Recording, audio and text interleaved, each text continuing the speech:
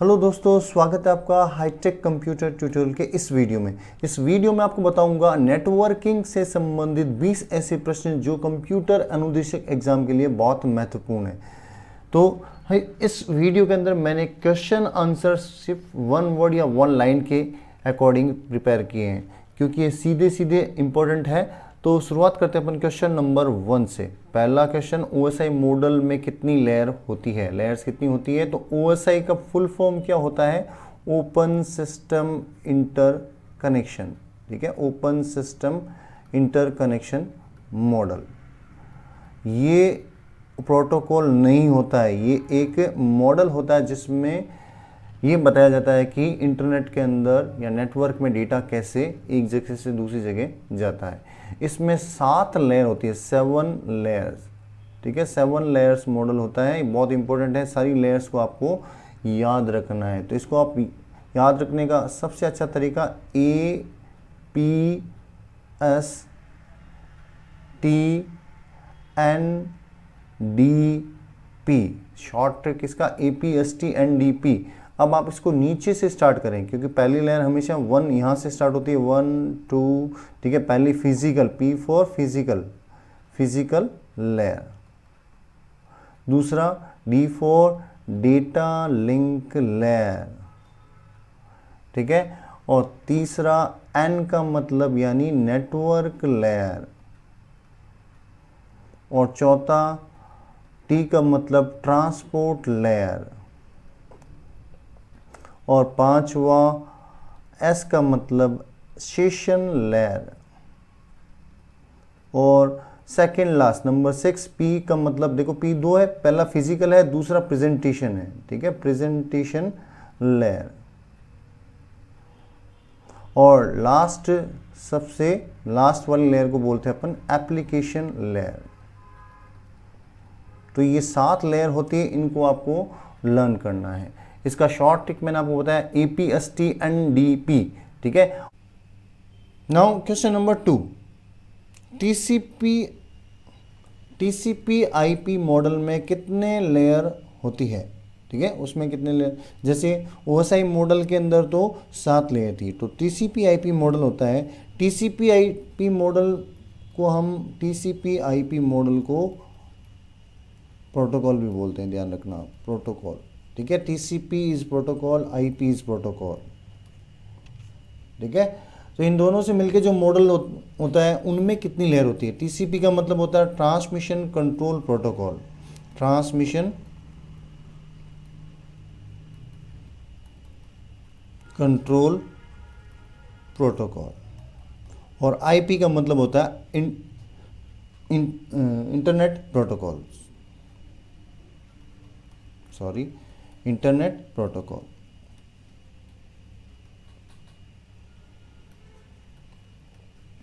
अब इसमें 4 लेयर होती है, इस 4 लेयर को याद रखने का सबसे अच्छा तरीका है NITE। ठीक है, नीचे से स्टार्ट करेंगे अपन, 1 2 3 4। सबसे पहले नेटवर्क लेयर, जिसको होस्ट टू नेटवर्क भी बोला जाता है। क्या बोला जाता है? Host to network.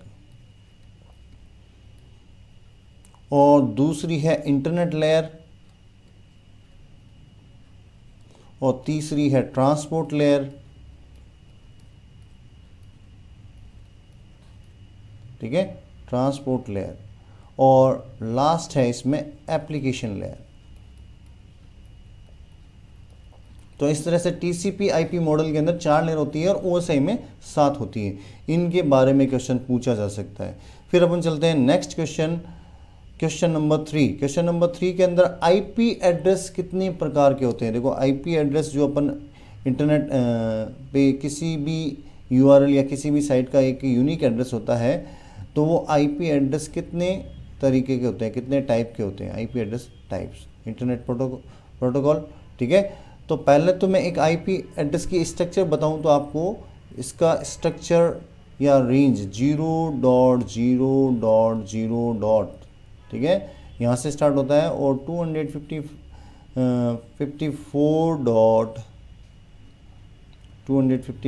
255 यानी 4 पैर होते हैं, ठीक है, 4 पैर, 3 नंबर के 4 पैर होते हैं। हर एक पैर को ऑक्टेट बोला जाता है। क्या बोला जाता है? ऑक्टेट्स। हर एक पैर को ऑक्टेट बोला जाता है। और हर एक का मैक्सिमम रेंज 0 to 255 होता है। क्या होता है? 0 to 255 होता है। क्लियर? इसमें आपको ये ध्यान रखना है, जो रेंज होती है उसके बेस पे इसको 5 प्रकार से डिवाइड किया गया है। मतलब 5 प्रकार के आईपी एड्रेस होते हैं। पहला होता है क्लास ए, जिसकी रेंज होती है 1.0.0 to 126.255. फिर क्लास बी का भी जो होता है वो नेक्स्ट 128 से लेके 191 और लास्ट में 255. और क्लास सी के अंदर 192 से स्टार्ट होता है और 223 तक होता है। ठीक वैसे ही क्लास डी के अंदर 224 से स्टार्ट होता है, 239 तक जाता है। फिर क्लास ई के अंदर 240 से लेके 254 तक जाता है। 255 तक नहीं जाता है, ठीक है, ऐसा कोई भी एड्रेस नहीं हुआ है।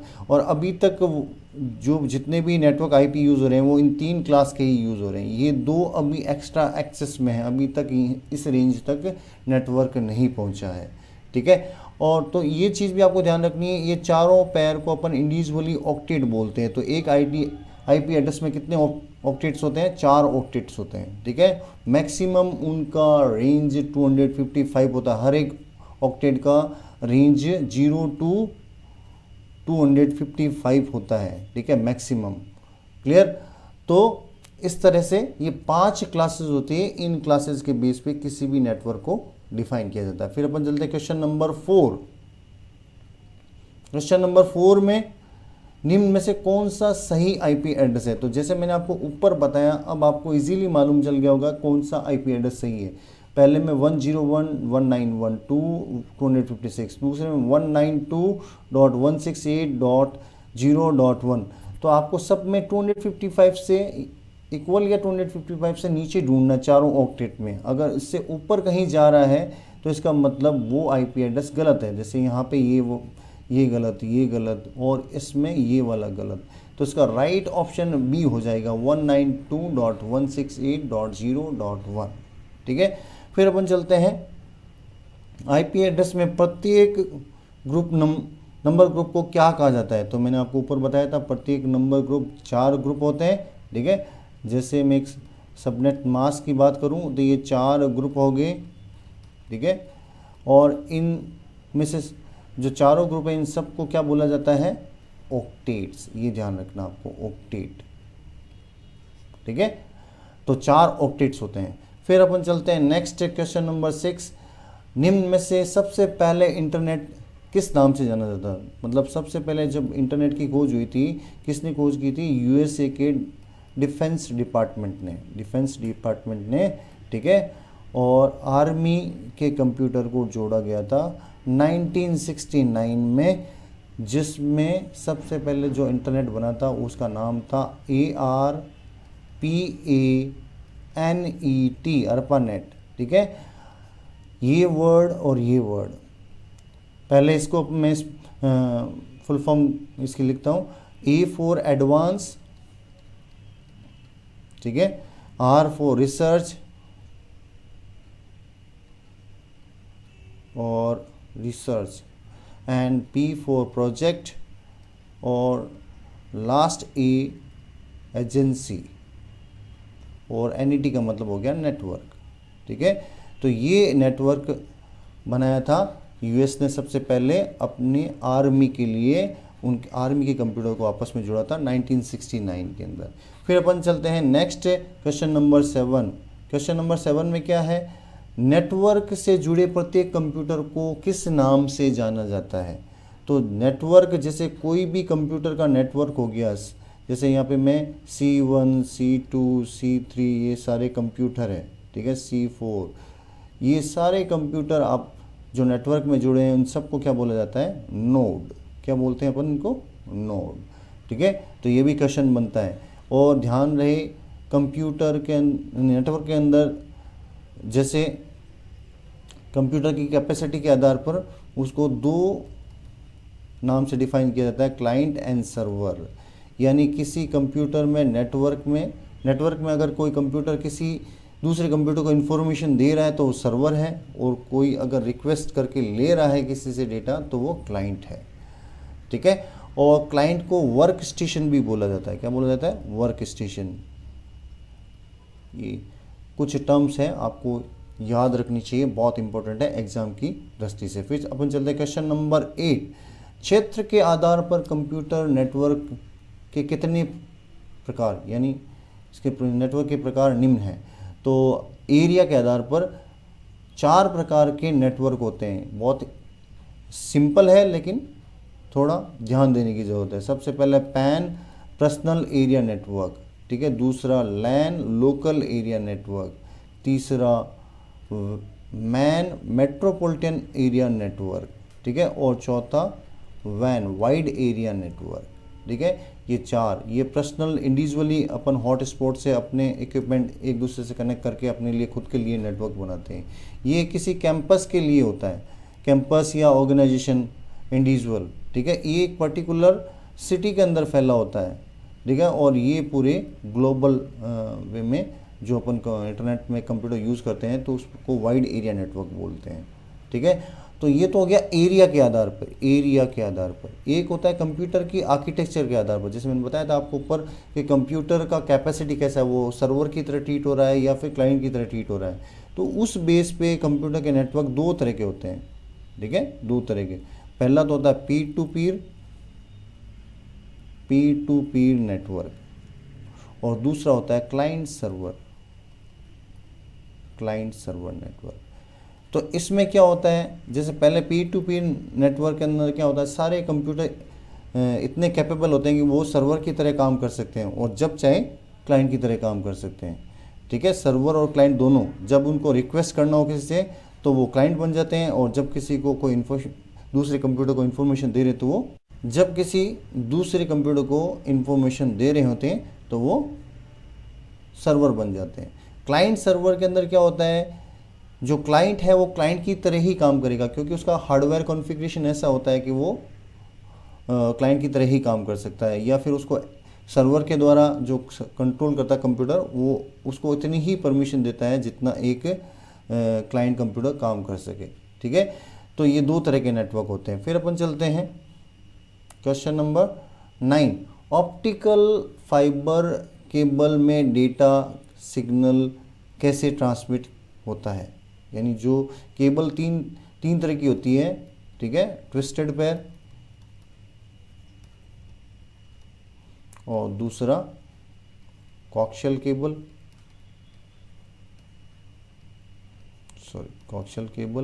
और तीसरा फाइबर ऑप्टिक केबल।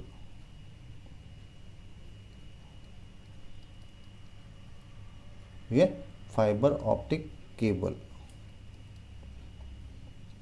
तो ये ट्विस्टेड पेयर मतलब अपन घर पे जो यूज़ करते हैं वैसी ही केबल होती है नेटवर्क की, एक दूसरे से लिपटी हुई। और कोक्शियल केबल जैसे डिश टीवी वाला केबल होता है, डिश टीवी वाला वैसी केबल होती है।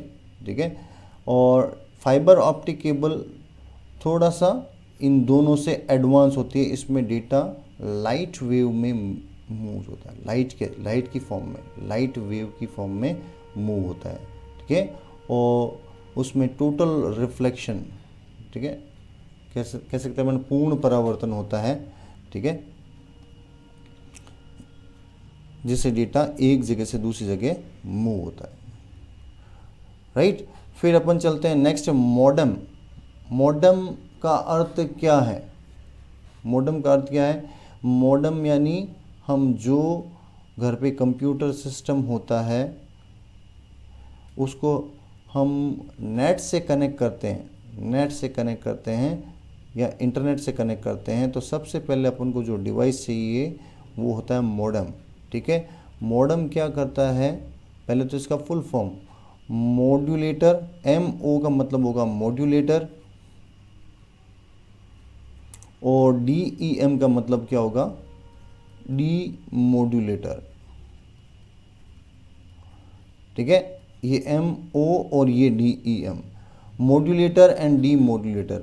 ठीक है, तो इसमें जो भी अपन बाहर से डेटा इंटरनेट से या नेटवर्क से डेटा आता है, ये क्या करता है, जो वायर में डेटा होता है वो एनालॉग में होता है, ठीक है, एनालॉग फॉर्म में होता है। उसको जैसे ही वो नेटवर्क से कंप्यूटर में डेटा एंटर होता है तो उसको डिजिटल फॉर्म में चेंज करता है। किस में करता है, डिजिटल फॉर्म में, ठीक है। तो A to D और D to A, digital to analog, जब वापस कंप्यूटर से नेटवर्क में डेटा जाता है तो वापस ये भी डिजिटल टू एनालॉग में चेंज करता है। तो ये दो प्रोसेस होते हैं, इन प्रोसेस को मॉड्यूलेशन और डीमॉड्यूलेशन बोला जाता है, ठीक है। तो ये एक मॉडेम का पूरा अर्थ हो गया, मॉडेम किस तरह काम करता है। फिर देखो नेक्स्ट है प्रश्न संख्या 11, इसमें IMAP प्रोटोकॉल किससे संबंधित है। देखो IMAP का मतलब क्या होता है, IMAP एक प्रोटोकॉल होता है जिसमें इसका फुल फॉर्म है इंटरनेट मैसेज एक्सेस प्रोटोकॉल।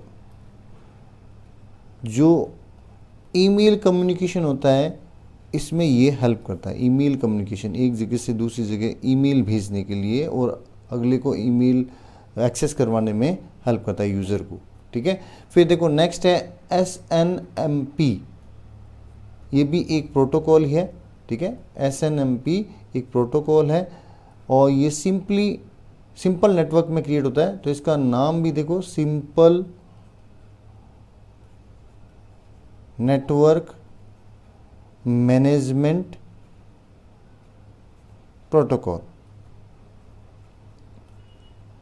जो सिंपल नेटवर्क बनाया जाता है, लोकल एरिया नेटवर्क, उसमें ये SNMP प्रोटोकॉल काम आता है। फिर अपन चलते हैं नेक्स्ट TCP/IP। इसका क्वेश्चन ऊपर भी आ चुका है, मैंने बता दिया आपको। TCP/IP एक प्रोटोकॉल होता है, ठीक है, और इसको संयुक्त रूप से मॉडल बोलते हैं। इसमें 4 लेयर होती है। तो इसका फुल फॉर्म मैंने आपको बताया था, ट्रांसमिशन कंट्रोल प्रोटोकॉल, ठीक है, और IP internet protocol. Question number 14, UDP का अर्थ क्या है। तो जैसे मैंने आपको TCP/IP के बारे में बताया था, एक ऑथेंटिक प्रोटोकॉल होता है जिसमें जो मॉनिटर करता है डेटा कम्युनिकेशन को नेटवर्क में, मतलब as a traffic person data को बताता है किधर से किधर जाना है। वैसे ही UDP भी एक प्रोटोकॉल होता है जिसको बोलते हैं यूज़र डेटाग्राम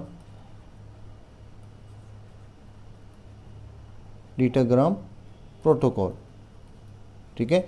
ये एक कह सकते हैं अपन ऐसा एक लो लेवल का प्रोटोकॉल होता है जिसमें TCP/IP प्रेजेंट नहीं होता, वहाँ पे UDP होता है। इसके अंदर 2 वर्ड यूज़ किए जाते हैं, low latency and low tolerating, ठीक है। बहुत छोटे नेटवर्क में काम आता है ये, जिसमें मतलब सिक्योर भी नहीं होता ये, ठीक है, सिक्योर भी नहीं होता है। तो इसको बहुत कम काम में लिया था। अगर वो नेट से कनेक्टेड है तो आपके सिस्टम एक ऐसे सिक्योर नहीं होते, ठीक है। फिर अपन चलते हैं नेक्स्ट है क्वेश्चन नंबर 15, VoIP का मतलब क्या होता है। VoIP एक प्रोटोकॉल होता है जो हम जैसे ही किसी भी इंटरनेट की ऐप की हेल्प से अगर हम कम्युनिकेट कर रहे हैं वर्बली या वीडियो से भी अपन कम्युनिकेट कर रहे हैं, ऑरली, साथ साथ में विजुअल कम्युनिकेशन भी चल रहा है। तो जो वॉइस ट्रांसमिशन होता है, वॉइस ट्रांसमिशन, ठीक है, किसी भी टाइप की ऑडियो कॉलिंग के अंदर, वीडियो कॉलिंग के अंदर, इंटरनेट में वॉइस ट्रांसमिशन का रेस्पॉन्सिबिलिटी VoIP का होता है, ठीक है। इसका पूरा नाम होता है voice over internet protocol, right.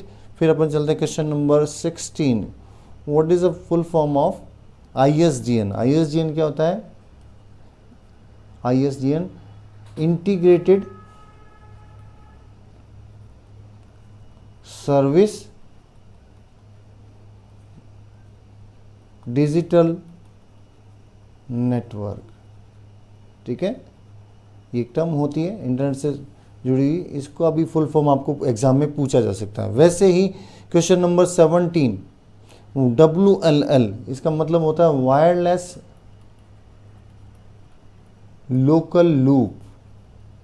जो भी हम वायरलेस फॉर्म में कोई भी इंटरनेट कनेक्शन बनाते हैं एक 4-5 डिवाइस का, तो एक वायरलेस लोकल लूप होता है। क्या होता है? Wireless local loop. ये भी टर्म पूछी जा सकती है, ये पूछी गई भी है एग्जाम के अंदर। ठीक है, फिर अपन चलते हैं क्वेश्चन नंबर 18। क्वेश्चन नंबर 18 में फुल फॉर्म ऑफ HTTP। तो HTTP एक प्रोटोकॉल होता है। ठीक है, www में आप जब भी कोई भी वेब ब्राउज़र के अंदर डोमेन टाइप करते हैं या वेबसाइट का एड्रेस टाइप करते हैं तो उसके आगे खुद ब खुद HTTP या फिर HTTPS लग जाता है। ठीक है, HTTP का मतलब हाइपर टेक्स्ट ट्रांसफर प्रोटोकॉल। ठीक है, ये हमें जो भी हम वेबसाइट का एड्रेस टाइप करते हैं उसके सर्वर से जाके पैकेट्स के रूप में डेटा अपन को लाके देता है।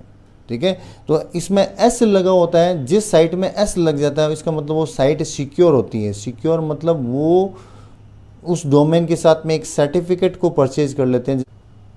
तो SSL सर्टिफिकेट का फुल फॉर्म होता है सिक्योर सॉकेट लेयर।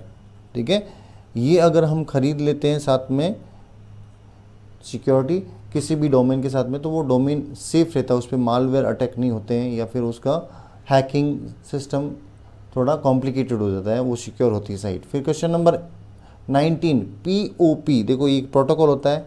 ठीक है, POP एक प्रोटोकॉल होता है जिसका नाम होता है post office protocol. Post office protocol ये भी एक ईमेल टाइप के डेटा को एक से दूसरी जगह ट्रांसफ़र करने में हेल्प करते हैं। ये क्वेश्चन आ रखा है, POP का मतलब क्या होता है, तो पोस्ट ऑफिस प्रोटोकॉल। लास्ट में क्वेश्चन नंबर 20 पे 2 और टर्म FTP भी एक तरह का प्रोटोकॉल होता है।